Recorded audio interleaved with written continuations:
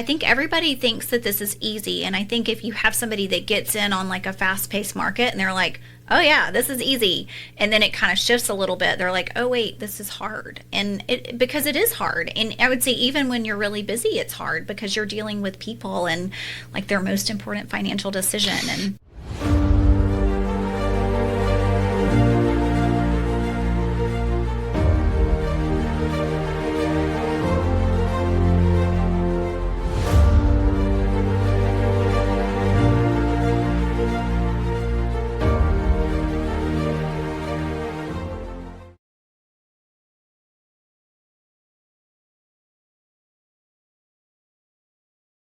Hey, welcome back to the Real Estate Excellence Podcast. Today's guest has been serving Northeast Florida for over 20 years. Through every market cycle, every interest rate swing, and every shift in the industry has thrown at agents and clients alike. She's built her business on data, relationships, and a level of honesty that keeps clients coming back, not just once, but through multiple moves and major life transactions. Based in St. Johns County, she's the agent families trust when the stakes are high and the market is complicated. Please welcome Windy Keene to the show. Thank you for having me. No, I appreciate you coming on. And obviously, you know, I do a lot of due diligence, and I don't know how you've been flying under my radar, but something popped up. I always trolling social media, and something must have been on there. I'm like, who's this Windy Keene? Let me go look up and see what she's doing. Is she doing some business? And then obviously, I did not realize you've been in the business 20 years, so you got a lot to share with us today. I hope so. Yeah. Kick us off a little bit. Went to the university. You said Southern Mississippi? It is, yeah. Southern Mississippi. Yes. Went to the University of Southern Mississippi. What did young Windy envision herself doing? I imagine it wasn't real estate. No, I have a degree in accounting, but I don't think I knew what I wanted to be when I grew up. And I think I still ask myself that question even now, like all the time. I think that's healthy. But yeah, I got an accounting degree and I graduated and really quickly got married. And after graduation, and we moved to Jacksonville, and I went to work for a local accounting firm. Did Jacksonville because of work took you here, or was he from My here? husband's job brought him here. Okay. He's also from Mississippi, but he graduated and went to work for a company here in town. And so then I graduated and we got married and moved here and went to work for an accounting firm, and it was just a terrible job for me. It was just I didn't like the 9 to 5 of being in an office all day. I needed more freedom. And so I kind of started exploring and ended up doing the books for an office for a little while I got my real estate license, and that just kind of kicked it off. It was 2005. Well, we have a lot of great real estate agents in here that are sub 25 years old that are doing great.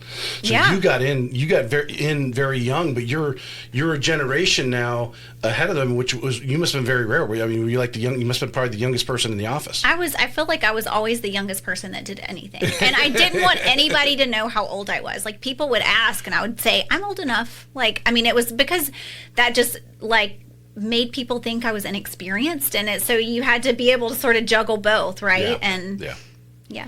Well, I mean, since we're on this, tell us what it was like at that age. You know, you've been in the business now 20 years, so we're going back to the early 2000s.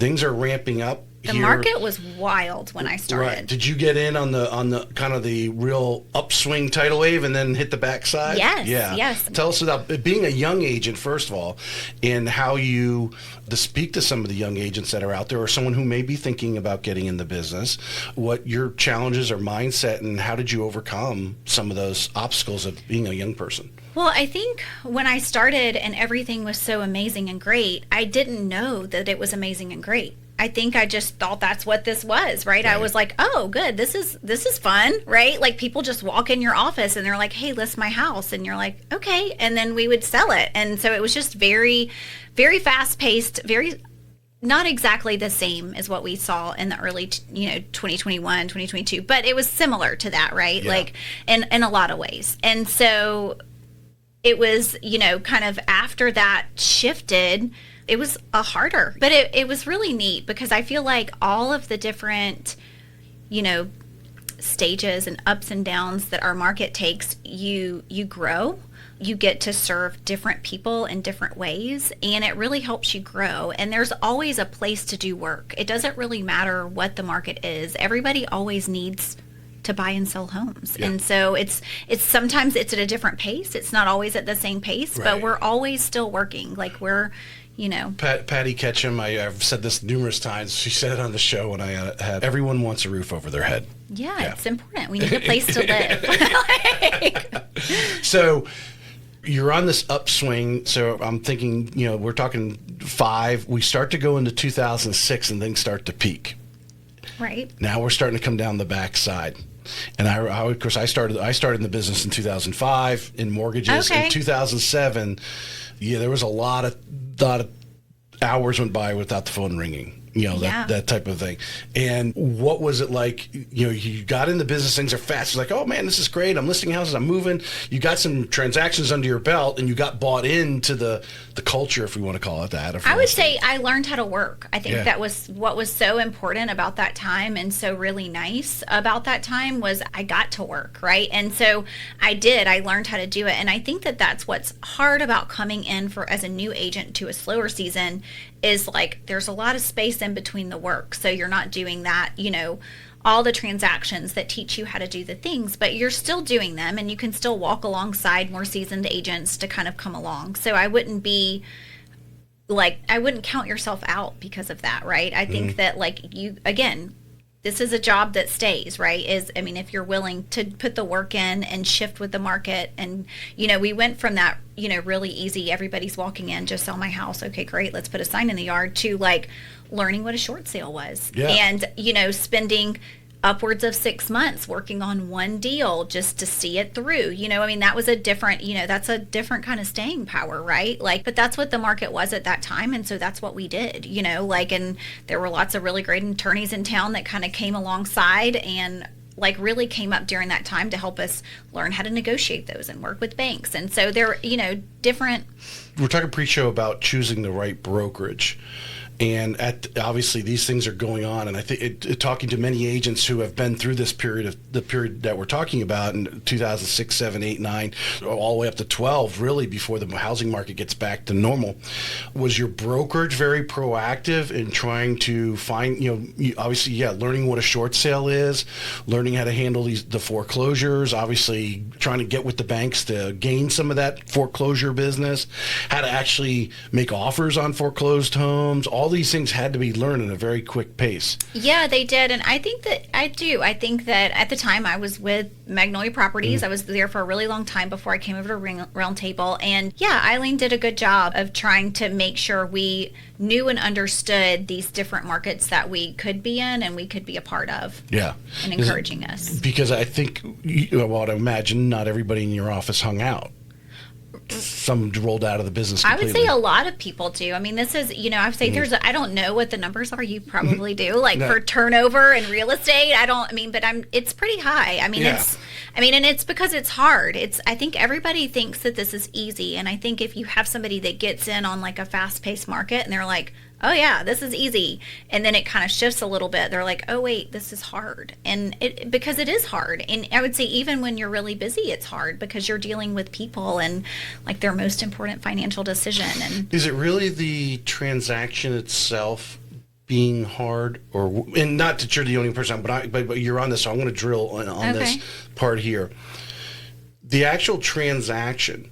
Because if you could go from one transaction to another, like one phone calls on to the next, hey, I got an offer here, versus what you and I know goes on, there's a lot of hours of... It's emotion. Of your marketing is really 80% of your business, if just to throw a number out there. It's the majority of your time has to be prospecting, marketing in some way, shape, or form, and that's really where the hard work comes in. And I would say that is hard, right? And you have to find what works best for you and what's important for you and what market you want to market to. And I would say for me, it's past clients. That's, if you look at my business, over the whole thing, it's, yes, I have gotten plenty of leads from Google reviews and different ways that, my name is out there and marketing myself online. But the majority of my business is going to come from either a repeat past client or just a referral from those clients. And so really just for me, it's staying in relationship with all those people that I currently work with and continuing to check in with them, and those being real relationships, not just oh yeah, we closed the deal, I'm done with you kind of thing. So a newer agent today that might be listening to the show right now, They're like, oh, hey, Windy, you've been doing this 20 years. It's easy for you. Tell them what, and this is one of the book I'm writing. This is one of the questions. Oh. If you were to look back at Windy 21 years ago and describe to her what you had to do to get to where you're at, what would you say to that Windy 21 years ago? I would say work with integrity. I would just say, it's always about putting the work in, right? It's like you have to just take that next step. You have to do that extra layer of work and take care of the people that are in your circle, right? And that could be the people that you're serving for work, your buyers or your sellers, or it could be other people. But I mean, even just, this is a good example. Like the other, a couple of weeks ago, we were working on negotiations and we got an offer and the sellers were like, oh, I don't even know if we should respond to this, right? And I was like, we should always, let's take everything seriously. Let's just take a deep breath. And so it's really like helping them think through the best response. It's not saying, I'm not ever saying oh, you should take less than you think you should, but let's respond with respect and in a good way and see where this takes us, and that deal ended up getting together, and then you have that same conversation again when they get a repair request that seems crazy. It's like, let's take a deep breath and let's just get numbers and find out what all these things cost, and then we can respond with integrity. We can flip that back and it not just be an emotional response, which is not going to serve us. And when you speak to people in a rational way and help them think through things rationally with such a big emotional financial decision, they appreciate that. And so just getting to know you here in the last 30 minutes, that is kind of that's your personality. That's you.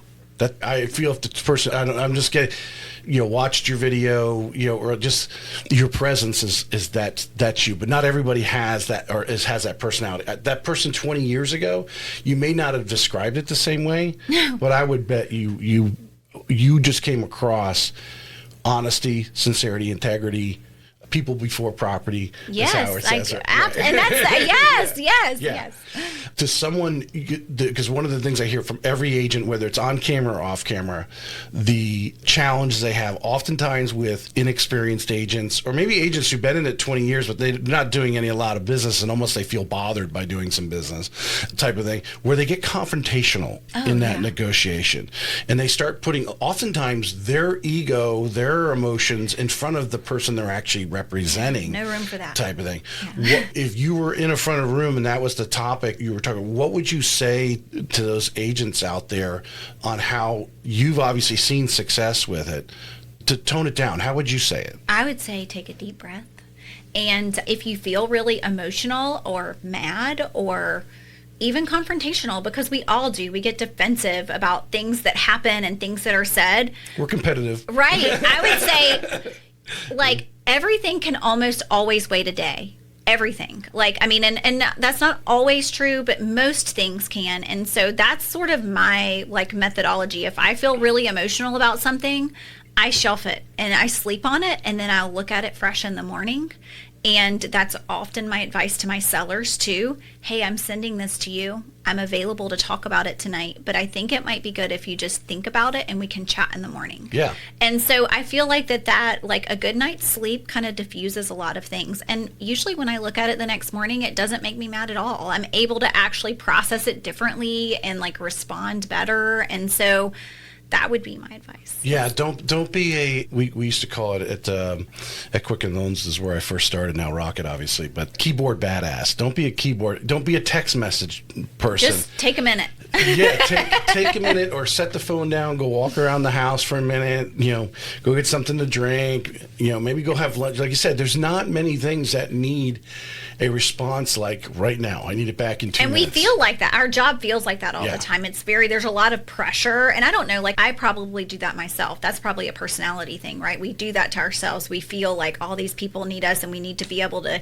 give them what they want right now. Mm-hmm. And that's okay if that's the best response, right? But if it's not going to be, then take a minute.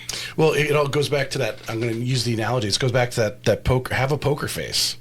And sometimes it takes, you know, I don't just know if to, I have a poker face. you know, you may have the right cards, and, you know, most people are like anxious just to throw them down. Look what I got. But sometimes you have to just, you know, step back and look and act like you're a little nervous about it. But knowing that with your experience, you're going to solve the problem. This is going to come out. Well, and I think positive. like with other agents, like that's a lot of what we're talking about is that we're going to solve it together, right? I mean, like, you know, even though I'm a single agent and I work for my client, like we still have to work together, right? And so like, and we do, and we like, that's kind of the beauty of our job is that we can work together and like we're better together. Like when we're both being rational and trying to like think through a problem and not trying to like one up each other or, you know, destroy the other person. There is this, you know, I noticed it from a lending side because obviously I got two agents I'm working with, buyer, seller, agents and so forth. And I owe both sides communication. Now, there's certain things I'm going to say to my buyer's agent differently than I'm going to tell to the seller's agent, because obviously we have a mutual client over here, but they still need to be updated. They still need to know what the timeline's in, because they're stressing out. Is this going to work? I've got a seller that just took their house off and it's having that collaborative approach, because I think people forget, these people that I'm kind of talking about, these agents that get kind of edgy and like, oh, don't tell, you know, don't say, is the realization, the bottom line, you have a client that wants to buy or sell a home, and they have a client that wants to buy or sell a home. And how do we work this out in the next 30 days? Right. Yeah. Right. Yeah. The brokerage you're at Magnolia sold, or, you know, you decided to get out, and you obviously had to find a new brokerage. Tell us some of the things that went through after basically about 15 years in the business. Yeah. So you knew what you were doing. What were you looking for? Did you set a kind of criteria? And then obviously, what was it at the round table that Well, I mean, like, I guess the first kind of like thing that has nothing to do with the round table, but it does, was that they were close in proximity. So it was like that's nice, a nice office. That was a huge perk, because that had not been true kind of historically for me, as far as, because I lived in Fruit Cove this whole time that I've been a realtor, and Magnolia was, you know, off of Bay Meadows, which is fine, but it wasn't in my backyard, right? And so there's that, but there's lots of real estate offices right there, you know, that are super close. And I did look and talk to several of them, and, you know, with Howard had reached out, I think, at some point, and I was like, I'm not ready, like, to have this conversation.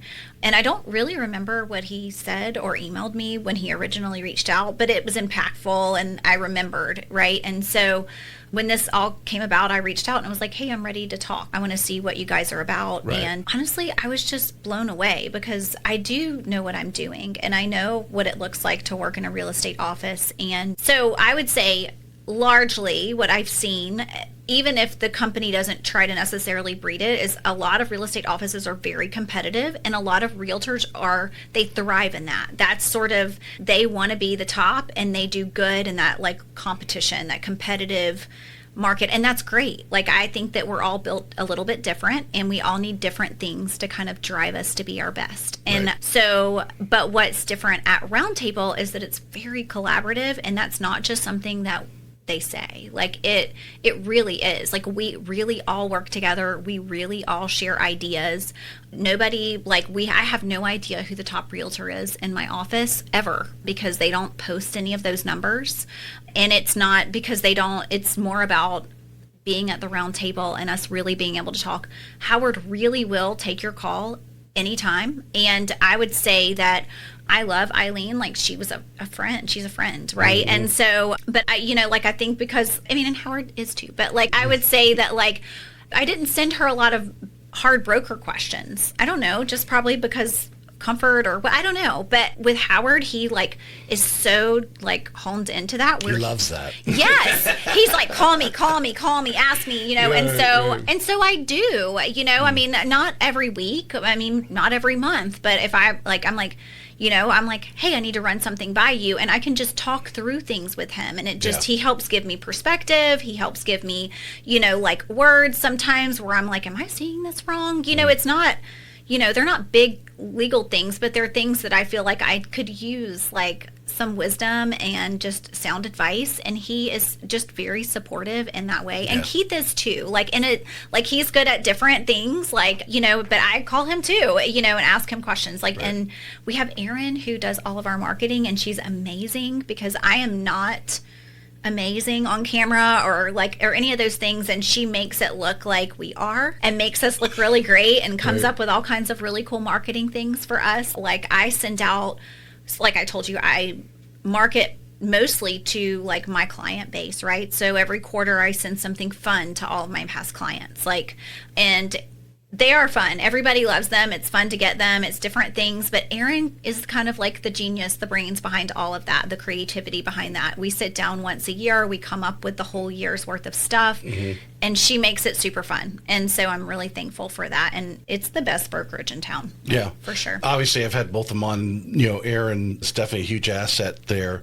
I like what she was doing. I haven't seen him lately for some reason, but they were posting a lot of Howard doing a lot of, call it coaching, but it might have been either someone in the office right there going back and forth, working through, or he's got someone on speakerphone. He does that all the time. If you ever walk in our office, you'll usually hear him somewhere in the background talking to somebody on speaker or pacing around the office. Like, you know, I mean, like, for sure. Yes. Yeah. Talking real estate, because I think a lot of the agents that get lost in the shuffle, if you want to go, they're not around enough people talking about the business.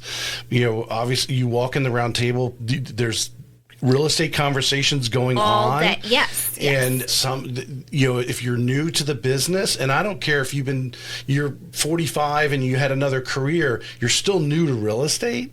You may have bought your own house a couple times, but you don't know the 99% of the other stuff that goes on in the background as a real estate agent. Yes. Yeah. And what's needed. And they for sure, I mean, he is a great educator and just cheerleader, like encourager. He's a very, I mean, like, which is important because I feel like our job's hard. Like people are really terrible sometimes, you know, and can really like tear you apart. And so it's good to kind of come in and be like, you know, like this really bad thing happened or I'm having a really bad day. And he just will like, you know, sit down and he, you know, it's like, I mean, he can really kind of help you see the other side of things. Yeah, he's well, one of the key things, and we'll talk about a couple of things that you think people should think about when they make a move or choose a brokerage for the first time. But there's something that Howard is, and I've mentioned it many times in 320 episodes, how he is a perfect example of a broker who leads, is always trying to add value. Every day he comes in, he's trying to add value and stay in front of the agents, so he's able to, you know, help you, you know, be educated on something you may not have saw, but he's reading the articles, up to date on what's going. Like to that point, just all the changes that we just had in our industry with, you know, forms and NARs and buyer broker agreements and, you know, the way we've changed our everything, like our whole world just sort of like, but like Keith and Howard, I mean, I feel like so many brokerages just were like, yeah, like figure it out. And you could tell because none of the agents. They themselves were not putting, the leaders in that brokerage were not putting the time to learn it and to make sure their agents had it. And their agents had no idea what was going on. And like we did, because like they put on so many trainings for us. They invited in lawyers and experts, and we were required to be there. Like there were several that it was, you know, like everything we're not required to go to. Obviously, we're all busy people. Like we can't do everything, and we don't need to do everything, right? You know, this might not benefit us, so we don't have to be there. But for those, there were several that were required, which I was really grateful for. I mean, like if you're doing this job, you need to know how to do this job. Yeah. And your brokerage has responsibility. Because still even today, how many times you see an offer come over and it's not actually structured properly? Oh, yeah. Yeah. It still goes on, sadly. Yeah, for sure. Because one of the things that, you know, I'm deep in the artificial intelligence that now is coming out, and I had a gentleman on a couple weeks ago from Listed Kit is the name of the company, but where they're actually taking the contract, you scan it in, it's actually checking for compliance and all those types of things. And that's only going to get, I would imagine probably within a year, if a brokerage is not using some sort of AI to find those things. But some of these agents are sending over offers to you, and the compensation's not properly presented, and I would say that's still very convoluted. Like everybody does it different. Like, and I'm like, hey, that's not supposed to go there, but we are going to pay you. Let's just make sure we have it in the right place. Like so we do that. Yes. Yeah, it's going on it, but it's still time. Yeah, your time, and then you got to go back and everyone re-sign, whatever it may be. All right, let's dig into Windy Keene and her business, and that's what we've got here. So, you've lived in Fruit Cove. For those who don't know, Fruit Cove is northwest St. Johns County. It's on the St. Johns River, just into St. Johns County, just south of Duval. So it's been, obviously, with that area has been basically an overflow from Mandarin, right? I mean, Mandarin is one of the popular areas of Jacksonville, but now you got on the other side of the creek, and now you're into Fruit Cove area. It's been very popular for, as far as you've been in the business. Yeah. 20 years, it is really probably when it really started to pick up there. So you've lived in Fruit Cove for over 20 years. What's your honest read on where the market is right now in Fruit Cove? I think that it's in a great place. Do you just mean like movability? Do you mean pricing? If someone's trying to buy or sell a home right now, I mean, we want to take one side or the other, take a seller side or so. What is the expectations versus, obviously we know that area for sure being in St. Johns County, desirability, mature neighborhoods, great amenities, in 20, as soon as you put the sign you probably had offers before you finished putting the sign in the dirt. Now, things have probably changed a little bit. What's going on? Okay, yeah. So I would say you have, buyers are still wanting to sort of like push that mark, right? And say like, oh, well, I think it's worth this because maybe it looked like it was on the internet like a few years ago or whatever. And so you still have that. And I think that the most important thing for them is to help them see like where the market is, and I would say in different markets and in different times, like, it is appropriate to maybe overprice to allow room for negotiation, and that's been normal in years past, and for this market that we're in today, that's not going to be what's most beneficial for you. Like, what's going to be most beneficial for a seller is to price right, and that things are still moving quickly, and even getting multiple offers if they are, and things that are not priced right, or they're just not marketed appropriately, there's going to be some combination there versus like if that's staging, if that's photos, if that's like that has to be in place as well.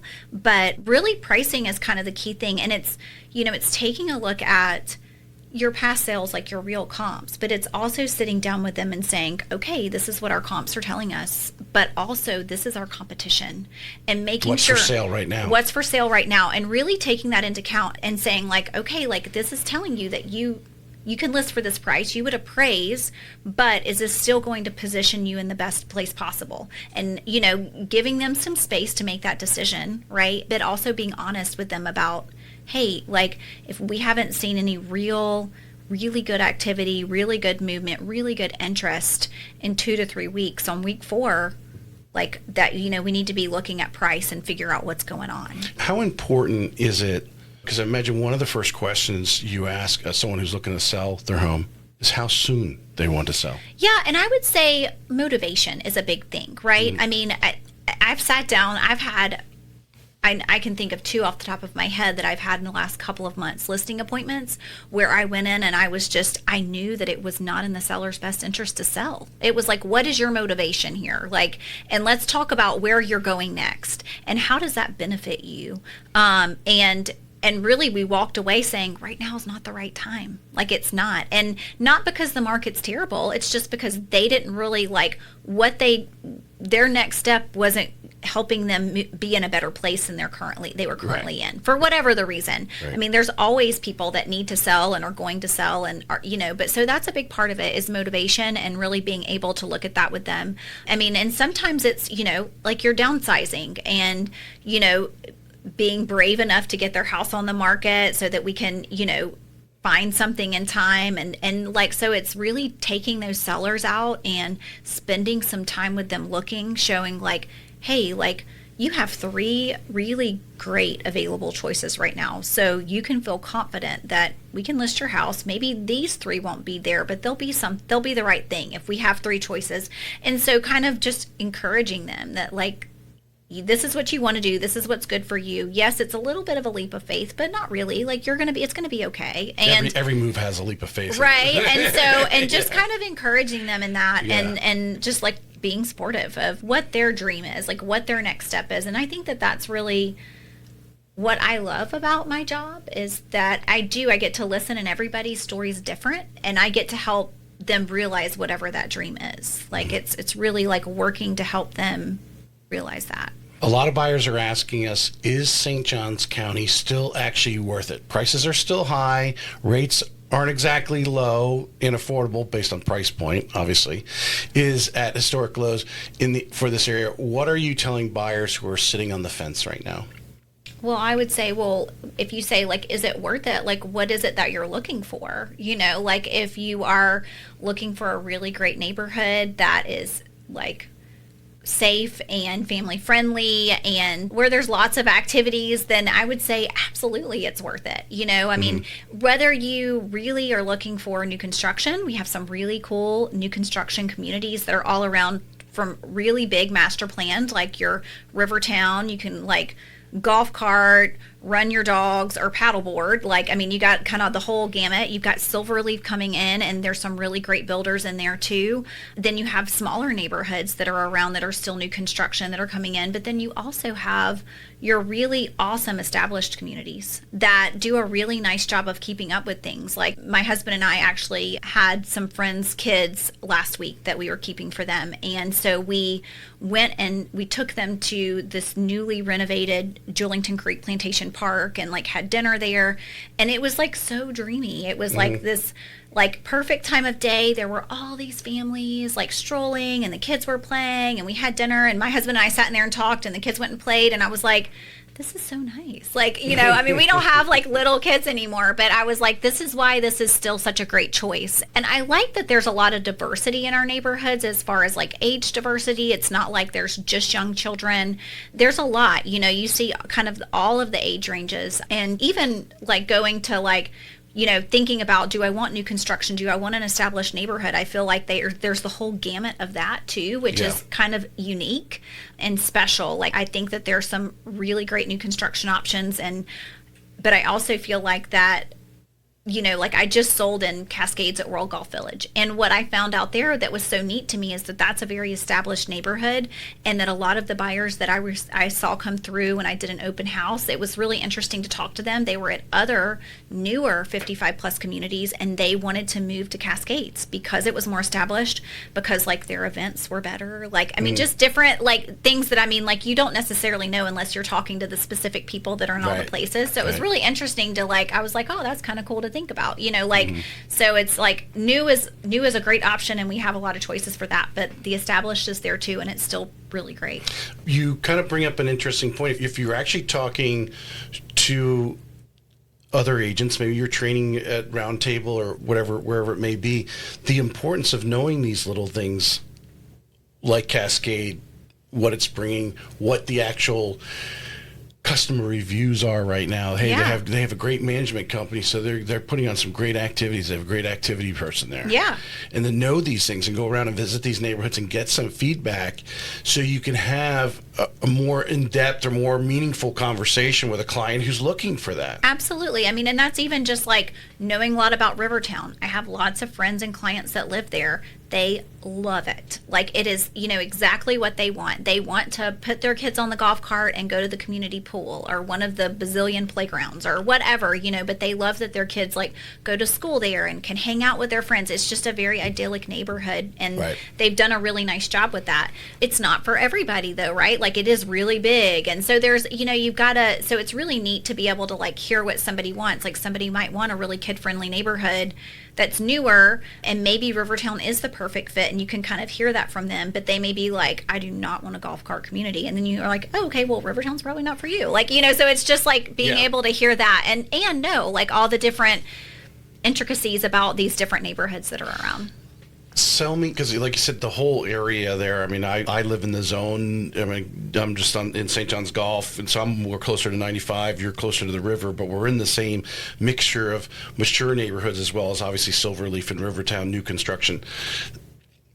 How would you obviously new construction has a lot of benefits. It's very easy to sell new construction. Oh, that you buy down to the rate and all that. But take that off the shelf. But to sell somebody an existing home, why should someone, after you've talked to them, like, you know what, you really need to be looking at these homes here in Julington Creek that might be 15 years old. Sell someone. What would be some of the benefits that you would bring up? Well, I mean, it would all depend on the buyer, right? Mm-hmm. And what they're specifically looking at.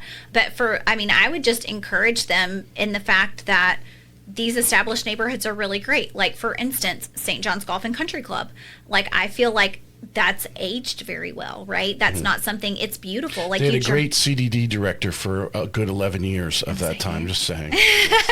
But, like, I mean, you drive through there and it's like so dreamy. Like, you're like driving through these oaks and like just the design of the neighborhood. Like, was it St. Joe? Like, did I say that right? They did a really nice job of like just neighborhood design, and it's like, it's aged very well. Like King and Bear. There's another one. I love King and Bear. Yes. Yeah. I mean, so those are things that you're going to get with an established neighborhood that maybe these new neighborhoods will age well as well, but it's going to take you a while to see that and feel that, right? And I feel like, I mean, not always, but in a lot of the more established neighborhoods, again, you're going to have more established trees depending on the age group and like what you're looking to do. Like, that's going to hone in more.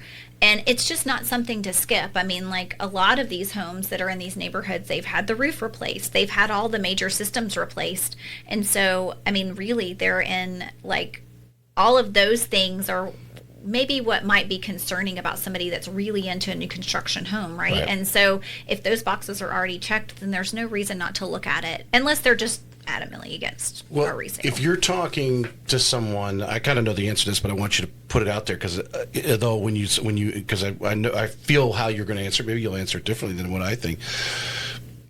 In this area of St. Johns County that we're talking about, these great planned urban developments, the schools are all close by, all that kind of stuff. For someone looking to sell their home right now that might be 10, 15, 20 years old, what is the difference are you seeing between the homes that are literally getting offers the first weekend? The first week they already got an offer, maybe 2, 3, maybe more, versus homes that have gone 6, 8 weeks without really getting much traffic or any offer. Well, and I think you have to be careful. I think that, like, everything is not going to sell in a day, and we shouldn't expect it to, especially in a more normalized market. So I think setting everybody up for that expectation, just because something has been on the market for 45 days does not mean something's wrong with it. But I think if, like, looking at it from a seller perspective, like if you're trying to prep, then price is really important. Like, really honing in, really not saying, okay, well, I see that my house is worth like $350, but I really want to list it for $375 or whatever, like throwing that, like padding that in so that I have room to negotiate. Like, you need to be able to say, like, this is what my house is worth, because I think what we're seeing is that that's not really benefiting people, right? Like, it doesn't actually like give them that padding. What it does is it just has them sit and they end up reducing. And then if they would have just listed in that perfect sweet spot to begin with, then they would have ended up with more competitive offers and probably gotten more for their home. And so, like, listing for hire does not mean that you're going to get more money. Like, really finding the perfect spot is really where you should be. But also just like in 2020, you might have been able to get that because there was aggressiveness of supply and demand. But now, right. There's a lot. We have a really good amount of supply right now. And so buyers have more choices. And this is just a more normalized market. It's not a bad market, but it is more normal, and that's a good thing for everybody. But we have to think about what that means. Yeah. Think back over the last month or so. Is there a situation, a client conversation, a deal, or just a moment that really stuck with you? Something that reminded you why this job is more than just closing transaction. Tell me the story. Oh, okay. Well, I feel like I always have stuff. We can go back more than just a month. We can go back 6 months if you need to do that. Well, I would even say, like, last week I helped this seller close. She was a young lady in her 90s and had lost her husband, and she was like great. She was totally with it, but her son was just kind of helping with some of the things, and she had moved in with her son, and so they were selling her home, and we walked out of closing on Wednesday, and he was like, Wendy, like, I'm so thankful for you. He was like, you made this so easy. And he was like, not just the fact that you were hard on us about pricing when we sat down together, which I appreciate now, but also that you had a real straight conversation of how to price always do. I always do. I'm going to be honest with you. Like, I'm going to tell you what it says, and you can take it or leave it. Like, I'm not going to pretend like it's something it's not, because all that does is lead to disappointment. Like, that is not a good way to set up expectations. So if I don't get the listing, I would rather not get it and have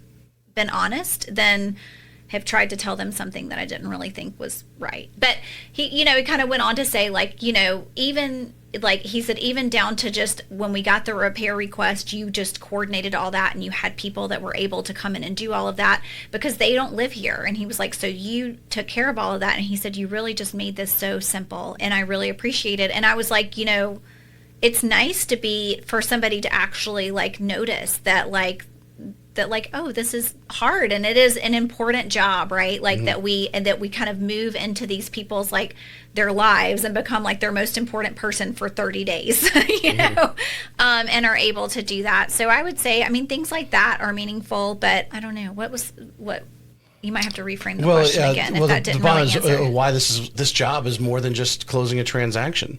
The satisfaction, and obviously, and just helping people see say through nice things. Yeah. Well, and helping people see through things a hard way, right? So, like, I would say I represented both sides of a VA assumption a few months ago. That was super challenging. I had to spend like several hours a week on the phone with the bank, with the servicing department. Yes. Yeah. And I had to keep track, and I had to keep escalating. But like, it was at the end of the day, like, it was so beautiful that like my sellers got what they needed, right? And I was able to help this veteran get this really amazing deal. It was just really cool to be a part of that process. And like, tell us a little bit about that story, since it's a great topic, because there is a lot of low rate VA loans out there. The challenge is making up the equity gap. What they actually owe on the mortgage versus what the value of the home is. Obviously the seller wants that difference, and not everybody has that. What was the situation? Did they have a down payment? So this particular buyer had the cash difference to make up the difference. But I do think that there's availability there, and this is probably something you could speak more to, like, to come alongside that with another loan, right? Like, so those options are out there. This particular buyer didn't need that, but yeah, I think the tricky thing is with that whole is like timing, right? Is finding a seller that can wait, a buyer that can wait, and like everybody is good with waiting. Like, you definitely need patience, because I think that people don't realize you're not dealing with a loan officer, you're dealing with a servicing department who's servicing that mortgage. They've now had to take on this, so they've thrown a couple people over in this department and that are like completely unreachable. Like, so they're not incentivized by any way, shape, or mean versus a loan officer and pleasing a real estate agent. There's no relationship in speed and sense of urgency or anything like that. Not at all. So that was a really cool thing. Literally just being able to help people. Why I do this job, why I keep doing this job is just because I'm able to. It's never boring, right? We always have something different, a different situation, a different challenge. But it's also like, honestly, like at the heart of things, like I want to serve people. Like I want to help them. I want to, really be able to like see them move to this next stage, whatever it is, upsize, downsize, resize. It doesn't matter. Like I want to be able to like hear what their dreams are, what their needs are, and really help them realize that. And I get to do that in this job. And sometimes it's really hard, and sometimes it's just really beautiful. And like, but it doesn't matter, because at the end of the day, like I just like do my best and like and work really hard. It's worked out for 20 years. Yeah, still doing it. Yeah. One thing, because since you were actually working both sides, is for the VA assumption. First easy one is, what's the seller going to do with the money that they have? In other words, they might have a house that's, they've got a lot of equity. Maybe they're just selling that house and moving to another one they already have, whatever it is. A seller back second is great because they have their own terms. When you go to a lender and try to get a second, basically you're getting a second mortgage behind the existing low rate first mortgage, and that's only going to go to a certain percent. And it's not always easy because obviously you're dealing with a servicing department. You're not, if you're dealing with a loan officer, we have products that we can do a first and we can do a second and, all that kind of stuff. But when you're dealing with there's a lot of things to juggle. So the first thing is like, hey, seller, what are you doing with this equity? Oh, we're just going to pay off some bills or whatever. Well, why don't you take a second for 8% or something like that? Whatever the sell, because that rate on that first mortgage, I'm sure, was probably 3%. Yes, give or take, right? Yeah. So it's hundreds of dollars a month easily, that they're saving the buyer. All right, that would be the first option. Second option is make some lender calls. Unfortunately, as much as I would think the VA would have moved on something like, hey, we're going to do a VA back second, backing up the first because we want to make homes affordable for our veterans, that would have been a home run. We would have been running all over town trying to find VA assumption loans. Yeah. All right. You've said the biggest seller mistake right now is trying to navigate today's market with yesterday's expectations. A lot of sellers remember when their neighbor got that at the peak and that number is anchored in their head. How do you actually move that needle? How do you have conversations that tell them to price strategically without making them feel like they're giving away something? Well, I think that one of the things is that wasn't, it's not like a loss, right? Like, I mean, for most people now, if they gain, right? I mean, it was just, and most of them still have a lot of equity if they've owned for a long time. Now, if they purchased during that period, it's a different conversation, right? And those are harder. And I've had a few of those. Like I actually had. You'd say if you think back, May of 2022 is when the rates went up. So values for the most part, I feel, in the area, they may have gone up a little bit. Some may have gone down a little bit, but kind of went stagnant here for the last 3 going to 4 years now, would you say? I would say that, like, the shift that, in my opinion, the shift that we've seen is mostly interest rate driven, right? It's not really value driven, if you can make that. Well, basically, which equates to what's the payment? Right. And so, like, you're seeing that, but I feel like you would see it shift back right up if interest rates jump back down again, right? It's an interest rate driven value, right? And so as far as like helping sellers realize that, right, it's just showing them, it's sitting with them, it's taking the time, walking them through what the actual solds are and what things are actually selling for, and so what it would appraise for. So you can like think whatever you want, but this is like what the appraisal would come in at, and then taking that number and saying, but wait, we also have to look at what's actively being marketed right now. This is what you're going to come, because if your house is like $50,000 more than the other comparable homes in your neighborhood or area, like nobody's going to look at your house. I mean, unless there's just something really spectacular. Well, how important is it, if you get a call, let's say one of the areas of Julian Creek and someone wants to list their home, you're going in there, you're doing your due diligence, what has sold,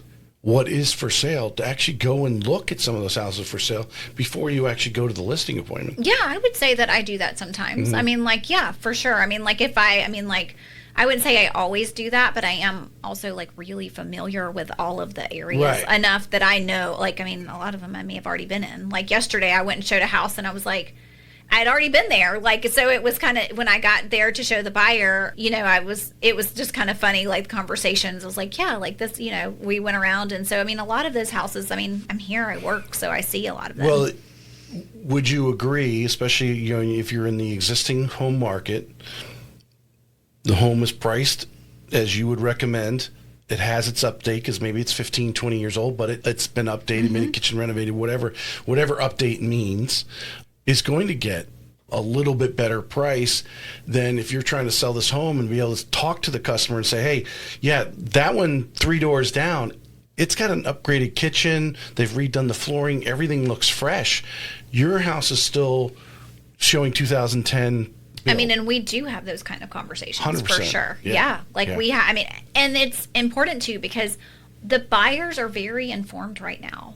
They're not just, I mean, like, they're looking at everything too, and they're making those types of comparisons before they ever look at a house, and especially when they make an offer. Yeah. Like, they're going to come in and say, well, I made this offer because you don't have granite and everything else that is comparable in here does, or what, or, you know, or like an updated countertop or what. I mean, I'm seeing all of the offers that I'm seeing right now are very much that way, where buyers are very informed themselves and are being really specific about how they're making offers and the reasons why they're making them the way they are. Florida insurance has been a nightmare story for years. I mean, it's ramped up. It's coming. It's kind of like the 2006. We're kind of on the backside. It's getting a little bit better. I feel like it's kind of leveled out a little bit, right? It's getting a little bit. I mean, the legislature's trying to figure out how to make it easier on these insurance companies so they don't have the burden of all the lawsuits. Because I think at one point we had more lawsuits going on with insurance companies than like the other 49 states combined. So that was crazy. Anyway, but buyers relocating from out of state often have no idea what they're walking into as far as insurance is concerned. How are you setting expectations with buyers early in the process so insurance doesn't blindside them at closing? I mean, those are conversations I encourage them to have on the front end, right? Like, especially if it's an out-of-state buyer that would not be familiar, is like, hey, here's a couple of insurance guys. Like, talk to them. You know, if you have an address, get some quotes. Find out what flood insurance looks like. You know, those are important. You know, and I am really keyed into my insurance. So, like, as soon as I get any type of, like, as soon as I get the 4-point, I'm flipping it to my insurance guy and saying, make sure we're good. Like, is there anything on here that needs to be done so that's going to be a red flag that's going to cause the rate to go up? Like, and really being able to talk through that with them during the due diligence period so that they're aware of it then as well. What do you think about when you have a listing, or, you know, to kind of check into this? Because those people, I think a lot of people don't realize, and they say out-of-state buyers, but I think buyers in general don't realize the data that insurance companies have now. You know, they're going in and looking at every permit that's ever been pulled on that house. When was the last roof? When was the last water heater? You know, when was the windows? Whatever work's been done on that house, someone had to pull a permit on, and then they're looking at those records of what's been done, and to get a listing, to possibly you know, go to the insurance agent. Oh, you know, that water heater hasn't been done in 12 years. You may want to, you know, either compensate for it or just go ahead and replace the water heater now, so it's actually a benefit because it's got a new water heater. Yeah, we do talk about that, right? We talk about the age of everything when we're filling out the seller's disclosure. Hopefully, like in the pre-listing agreement, right? When I just kind of come and do my initial introduction, when we're talking about my initial comps that I got for them. And then I will also talk through, like, hey, like, let's talk about the age of some of these things. Let's talk about things that could be red flags. And most of the time, sellers want to have those conversations. They want to know what to expect. And a water heater is a big one, right? So, like, if you got one that's like 15 years old, it's like, hey, this is something that we need to talk about, right? Because it's probably not going to pass the 4-point. It depends. Like, I feel like that age will shift and change, but like 15 years, 20 years, whatever it is today, like, you know, but like, let's talk about that. And yes, go ahead and take care of that, because it's not something, if it is something required by insurance, it's not something that they're going to be able to just like give them a credit for. Like, they're going to have to replace it anyway. Right. I always feel you work so hard to get to the contract standpoint. In reality, you realize that's really a lot of times the start of your work. Right. You got the contract. Okay, great. Now I got to do all these negotiations. That I just feel, if you're proactive and you know if there's a 15-year water heater, but when their insurance company comes back and says, oh, yeah, you can't insure it, or hey, you can insure it, but it's going to cost you this because the water heater is 15, or the roof. You know, obviously those are the two biggest things. That if you're proactive, you work so hard to get that contract. Basically, the fish on the hook. You don't want to give them the reason to shake the hook, and that's a reason to shake the hook is, hey, I'm not willing to, to move on the water heater. Yeah. Replace the water heater. It's a benefit. That's because I feel you work so hard to get to that point of contract. You'd like the rest of it to be as smooth as possible. We haven't had to worry about appraisals too much, but I don't know. Have you had a low appraisal recently? No, Actually, I haven't. Even on I had a multiple offer deal in March that I was kind of concerned about. I was like, this is legit. It might not come in. It came in. So, yeah. I had a small one on a small condo. It was like $100 and something thousand condo, but it was a refinance. So we were kind of just ballparking versus an agent actually doing comps and selling it for the proper price. The NAR settlement was supposed to blow up the commission model, and for a lot of buyers and sellers, it created more confusion than clarity. When you sit down with a new client today, buyer or seller, what's the most important thing you want them to understand about how the compensation actually works now and how you earn your fee? I think that I would say different markets are going to shift and change this, but in the market that we're currently in, it's very traditional in nature, right? So, I have that conversation with my seller. I say, you don't have to offer commission to the buyer's agent, but the buyer's agent is going to sit down with every buyer before they start showing them property, and they are going to sign a buyer broker agreement that says they are going to get paid 3%. And that document says, if the seller doesn't pay this, then you agree to pay it. So my conversation with my sellers is always, well, that buyer's agent is going to schedule showing appointments, and they're going to schedule 5, right? And if before they go and show those properties, they're going to reach out to those listing agents, and they're going to say, is your seller offering buyer broker commission? And 1, 2, 3, and 4 are going to say yes, and you're going to be the one that says no, right? If you don't agree. And then your house is automatically 3% more for that buyer than the other 4. So they might not even look at it. If they do, they probably won't strongly consider it. And so it's not even just 3% more. It's 3% more in cash because it's a closing cost issue. So again, I'm not going to say that there won't ever be a market where that shifts and changes a little bit, right? It depends on where we are. If we're back in the seller's market like we were before, that would have looked different if we had been doing this then. But for right now, it's still all of the sellers largely are offering it. And so you would be standing apart if you didn't, and it would cost the buyers more. And right now we want to make your house more marketable to that buyer. Yeah. They may be a fully qualified buyer. They could go 100% if their loan allowed them to go 100% without a problem. They make great income, great credit. If you're the 5th guy who's not offering, they may turn to that person and say, hey, you're short on cash. They're not offering any incentive. Okay, we don't want to go oversee it.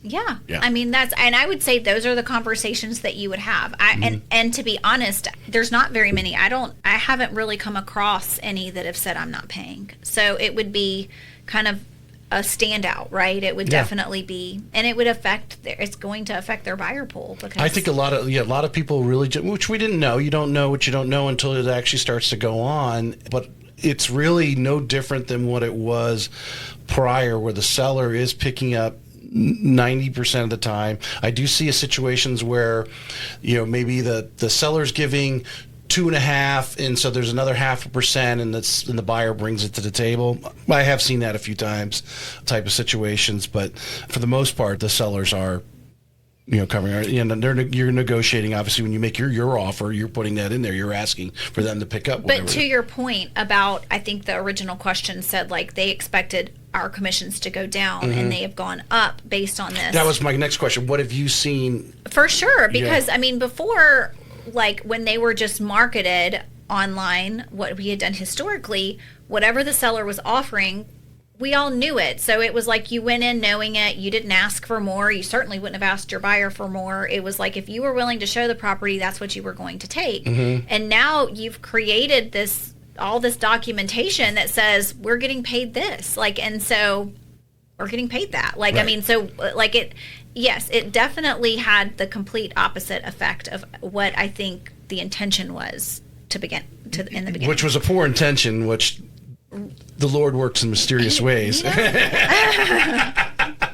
But you said that very well. That's actually, you saw, hey, you're only getting 2.5%. So you're like, okay, well, that's fine. I'll take 2.5. Go. Now the buyer is asking for 3 in the offer, because that's a lot of you are doing that. A lot of agents are doing that. They're making an offer and saying, and then we want 3% for the agent, and then it's being negotiated. And more times than not, you're getting an extra 1/4 or 0.5% than you would have the old way. Yeah, and that's, I mean, and again, like that's not our fault. Like, we didn't ask for all these things. Right. Like, right. I mean, it's great, the conversations, but I think what now is agents are now thinking about their value, and they're expressing it and getting it. New construction is a huge part of Northwest St. Johns County. Just talking about big communities, big builders, and a lot of families making 6-figure decisions without fully understanding the process. What's the thing buyers don't realize when they walk into a builder sales office without their own agent? And what does having someone like you in their corner actually change about the outcome? it's really, really important for buyers to have somebody that represents them. I mean, these are big. I mean, whether it's $300,000 or $2 million, right? It's still like a huge financial decision for that person, and they need to have somebody advocating for them. In fact, like, I'm working on one right now, and I just had the buyer tell me that she talked to the sales manager and she let her know that I should get every bit of everybody's commission because I was the only reason that they were even purchasing there, because like had been such a disaster. And I was like, well, thank you, but like, we still have to work with everybody. So, yeah. But I mean, either way, she was really grateful and saw that there was value, right? And I think that like, you might not if you don't have that, but I mean, like, I would say even I've had in the past where the buyers decided to, like I've encouraged them like, hey, you need to speak to the builder's lender, but you also need to speak to outside lenders, right? Mm-hmm. You need to check and make sure they're giving you the best deal. And I think in the past, a lot of them really held the market with that, but right now that's not necessarily always true. And, kind of after seeing everything, private lender was better and they did not go with in-house lender, but the builder didn't communicate with the outside lender, even though they agreed to it. And so it really took me getting in there to get the lender what they needed from the builder and title just to make it work. So just having, again, they would have never known that they would have gotten a better deal with another lender. And then it would have been a really hard thing if they would have been trying to negotiate those things themselves. Home inspection. I recently had, this was an older home, so it wasn't like it just happened, but these people built it. There was a broken truss in the attic. It had happened during construction. They had never even been in the attic.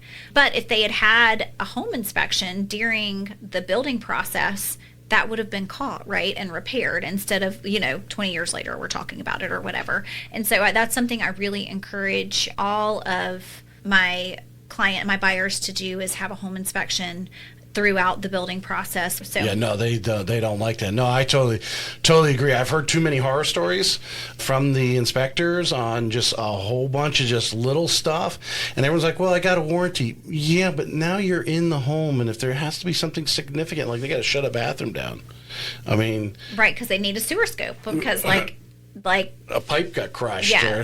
or there was one I saw the water didn't even work in the bathroom. Well, now they've already moved in the house. They go to turn the water on the bathroom, it doesn't work. Well, now they got to, hey, what's wrong? And maybe they got to go under the slab. It's just inconvenience you that people are going to be in your house now with it's right. The warranty is not.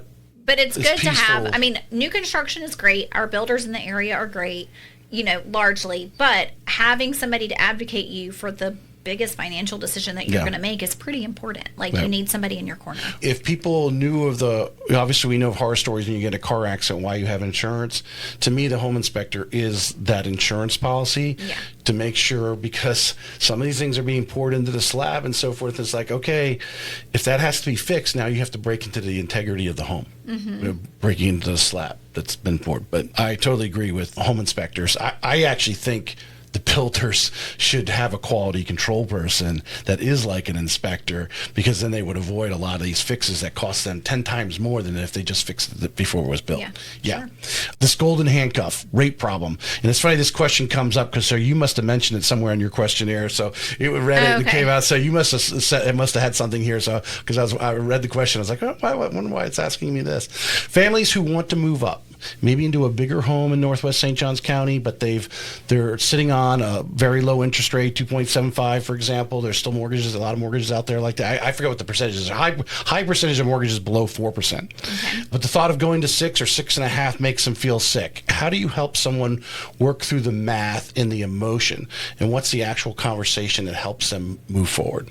Okay, well, I mean, the math is real, right? So, I mean, that's not, I mean, you can't really, I mean, if you're looking at dollar for dollar, I mean, you can't be like, oh, that's not real. Like, it is, right? And it really affects them. But I would say a couple of things. Like, the people that are making moves right now are not making moves for math reasons, right? I mean, they obviously, I think buyers, yes, they do want to move into a home that they could resell easily. I do think that's part of it a lot of times. But for the most part, buyers are looking at somewhere they can do life. They're buying a house because of their life changes, be it like older children and they need a more generational space, or, you know, a moving in parent, or they have smaller children, so they need a family neighborhood. And, you know, so there's like life changes in their own personal, and it's a need, right? And if they're reselling, obviously that would be the rate issue, right? Because they're like, oh my gosh, I'm missing out on this. So, you know, even though that feels hard and they feel like they're losing, they're really not, because most of them have a great amount of equity, right? So that equity is going to offset some of that cost difference, right? Because we've built a lot of equity in this area, you know, since they were getting those 3% rates. Right. And so that's going to offset a lot of that, you know, hard costs that they feel like they're swallowing, but also just reminding them that, like, it's not about that. Yes, it needs to be affordable, and that's very important. Like, I don't encourage anybody to live for their house. You don't want to be house poor. Never.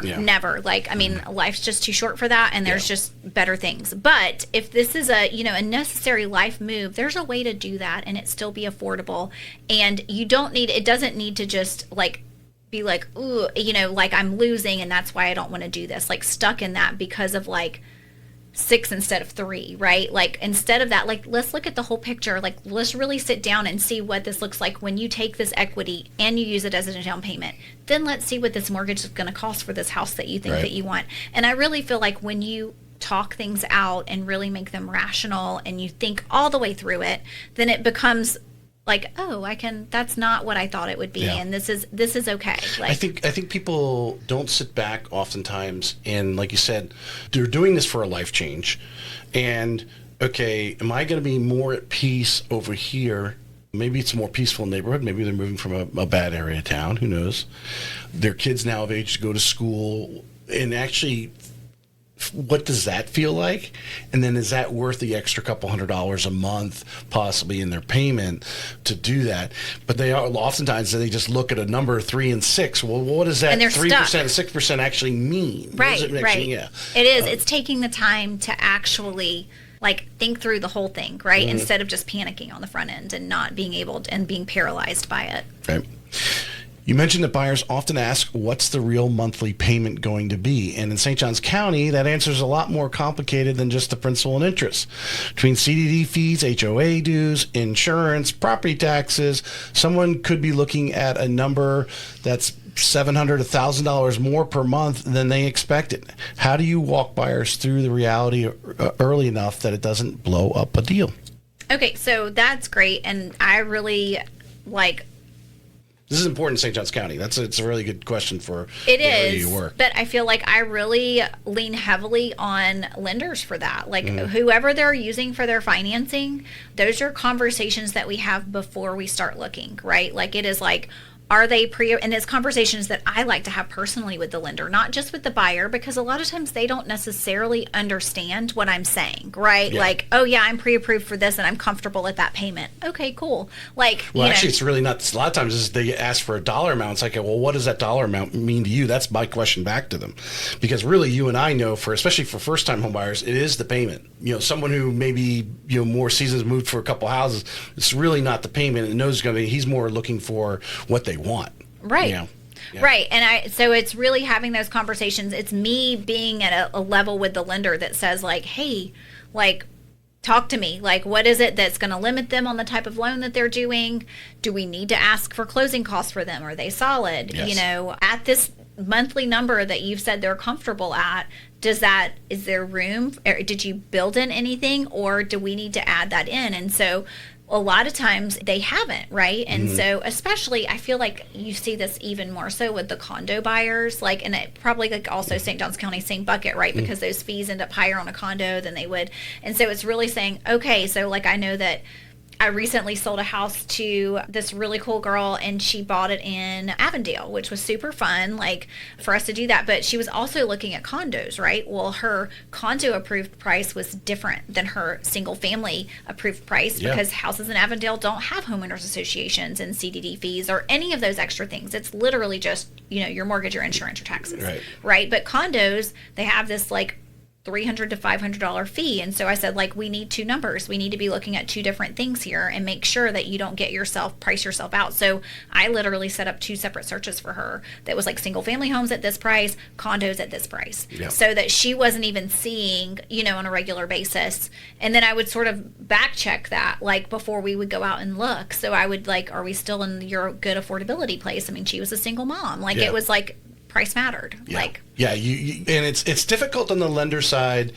because I've heard many times, we're not buying in a CDD, and they end up buying in a CDD because of the amenities, and it actually this is actually where we do want to, because they had this notion in front of them what a CDD was. But you're right. I mean, condos look great because condos, there are a lot of them on the market, so the prices are down, and they're like, oh, well, that price is low. Okay, great. No, but you got to add fee. Now, in reality, you and I know that fee is covering mowing the lawn and doing all those other things that take care of, which they're going to spend a good bit of that money taking care of that single family house. It's a trade-off, but they got to work for it. So especially if you, like you said, maxing out a payment approval, because especially first-time home buyers are oftentimes getting approved at pretty much their maximum payment that they can get approved for to get in that first home. So it's important to work back or have that conversation up front.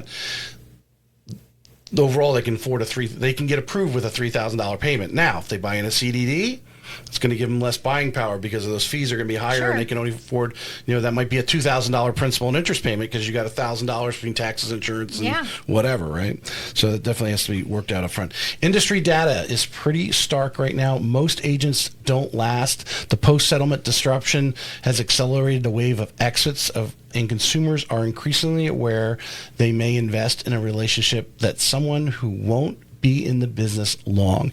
You've been doing the business for 20 years through multiple markets, cycle, regulatory upheaval, and everything the last few years have thrown at the industry. What has actually sustained you? Not the credential answer, but the real answer. I know where the AI came up with the credential answer. The credential answer. What does that even mean? I don't know.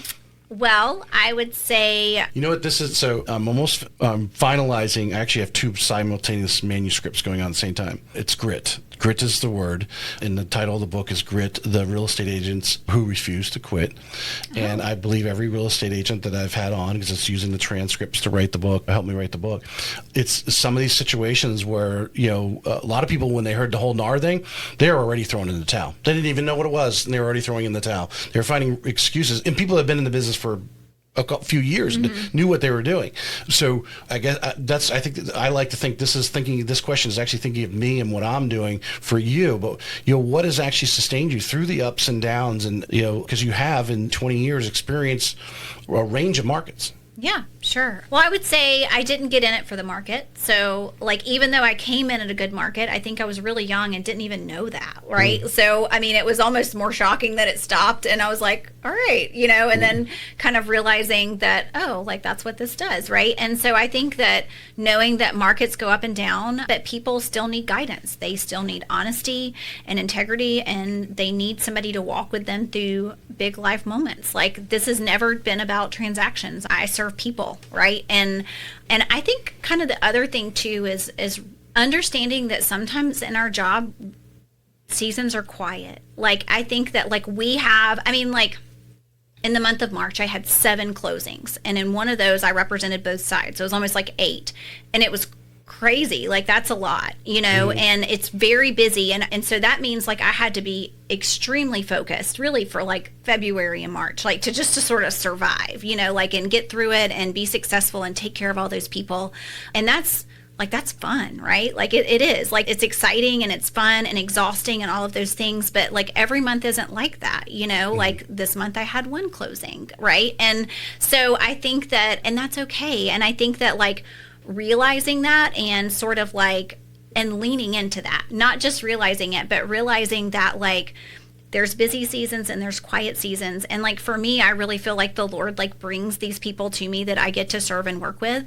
And so like when I have quiet seasons, that means that he's giving me time to serve in other ways. And that's also beautiful and important and like what I need to be doing. And I think that like everybody like has to sort of like take a look at it like that, like you can be on this hamster wheel of like, I've got to do it. And if I'm not doing this, I have to do that. And we do have work that we have to do, right, in the quieter seasons. It's not like we're just quiet. We do prospect. We do marketing. We do all of those things, right? But we also get to take a deep breath and say like, like what else is there? Like what gives me life, right? Like maybe I need to go paddleboarding today, and maybe I need to like serve this young mom and like have lunch with her and encourage her, because I have time to do that today. And like that's what I'm called to do right now. And I think that that's life-giving and important. And so we can't just be all about numbers and work and like hard on ourselves. Like we celebrate the big wins, and then we realize like, oh, we're going to continue working hard, and we're going to also celebrate this quiet time too.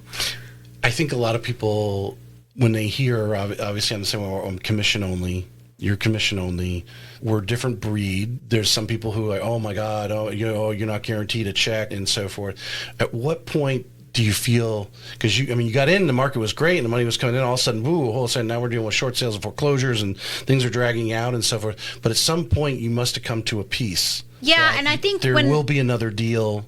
During that season, there was kind of a period where I was like, am I supposed to keep doing this? Like, is this sustainable? Like, it was, for sure. Like, there were like, maybe I need to look for another part-time job. Maybe, and I never had to do that. I never did it. But I remember thinking that. I remember praying about it. I remember thinking, like, what am I doing right now? Like, and I mean, sometimes I feel like that still, like, but usually it's when I'm so busy and things are stressful. I'm like, what am I doing right now? Right. We're always questioning ourselves. That's why we talk to the Lord all the time. Yeah, but am I in the right place? Yes, am I doing the right thing? Yes. What is happening? But anyway, yeah, I think that, yes. And I think for me now, like, I mean, accounting's really important, and having a mentor that can kind of work with you on that, with somebody is important. I highly suggest that. Showing where the money's coming in, where it's going, so you're able to manage. Really sit down. Yeah, like, and I know for me, like, I basically keep, like, I have a business account, and I keep 6 months in it all the time. And I pay myself every quarter. So, like, every 3 months, I give myself a paycheck, and like that account stays full and the same. And if I'm ever like in abundance over and above that, it just goes in retirement. Like I just send it off the top, right? But like I live on that same budget all the time, but like nothing goes extra into savings unless that 6 months is there, right? So I could go 6 months without doing anything at all, and I'm still going to get paid just like I normally get paid. And that's been my system. And like if anybody needed help looking at that, like as you go along and you've gained the confidence, it's so, and I've had many people on, you have to see where's the money coming from, how much am I spending, because you need to start looking at these stats. Yeah, you need to start looking at what's going on. Where am I blowing my money? Because there's so many shiny objects that are thrown in front of you as well as me. We see them on Instagram all the time. People want to sell these coaching courses. They want to sell you this. Now there's all these AI things, which I'm very curious to look at. That's your shiny thing. Well, it's like this meme I keep telling people about. I saw, you might have seen it, where there's this group of people in a conference room, and they're just AI, because that's everyone's word. It's AI. Well, what are you using it for? How are you using it?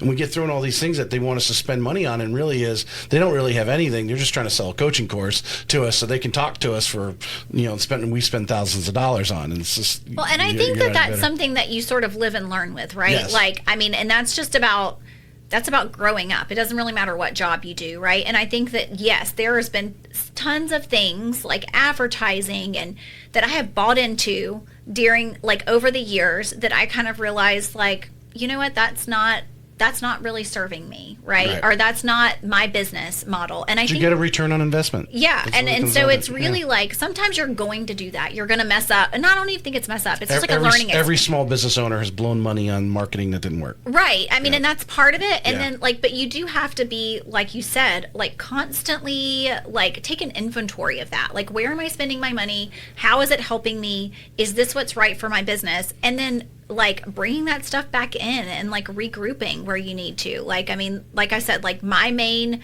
way that I market is to my past clients because it's my relationship. My business is very relational, right? And I like working with people that like know me and like, and that I know, or that know somebody that I know. You know, to me, that's fun. I like that. And so that's who I market to the most. All right, last question. Okay. Just to throw out there, readtomato.com and their hot take engine helped us with these strategic questions to bring out your business and talk about. So our focus questions were on where you work, what you do, and we're going to create some great content afterwards, blogs and so forth. So if someone was searching online, and this is actually designed so people who are searching on AI find you, and they find this podcast, Okay. why should they work with Windy? Because I am going to listen to you and work really hard to hear your needs and work towards your best interest and helping you find or sell and work just for you. That's why you should call me. If you want somebody that will work really, really hard for you and has a lot of knowledge and thankfully good people on my team that I can call and refer to when I have a question, then I'm your agent. Yeah. Well, certainly listening to this entire podcast, we could have crunched that down for your answer. I threw you on the spot there. You weren't expecting that. But, you know, hopefully what we've learned and the listeners, what they've learned about you today is if someone wants to buy in St. Johns County, you are extremely knowledgeable. You have the patience and the professionalism to obviously win for them, whether it's buying or selling. Thank you. I appreciate you coming on today. Thank you. Enjoyed it. This may be it for today's episode of Real Estate Excellence, but we both know your pursuit of excellence doesn't stop here. To connect with the best of the best and really take your skills to the next level, join our community by visiting TracyHayesPodcast.com, where you'll meet more like-minded individuals looking to expand their inner circle and their personal experience. That's available at TracyHayesPodcast.com.